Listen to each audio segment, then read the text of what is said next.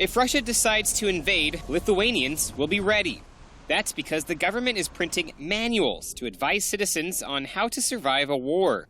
Concerns are growing in the Baltics amid Russia's increasingly aggressive behavior. Keep a sound mind, don't panic, and don't lose clear thinking, the manual explains. Gunshots just outside your window are not the end of the world. I think that we try to answer the question how each individual should act in the case of war or in the case in the emergency situation. And for our point of view, it's enough information for the basics knowledges how you should act. The manual, which the Defense Ministry will send to libraries next week and also distribute at army events, says Lithuanians should resist foreign occupation with demonstrations and strikes, and even suggests that residents do their jobs worse than usual.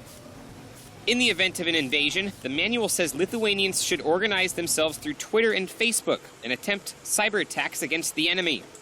We based this book on three principles. First principle, or first issue, is emergency situations. The second one, wartime situation and mobilization. The third one, armed and non-violent resistance of the citizens.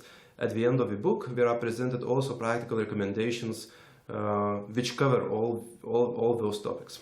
Lithuania is increasingly worried about Russia, not least because of a military drill in the Russian enclave of Kaliningrad last month, which featured 9,000 soldiers and more than 55 naval vessels.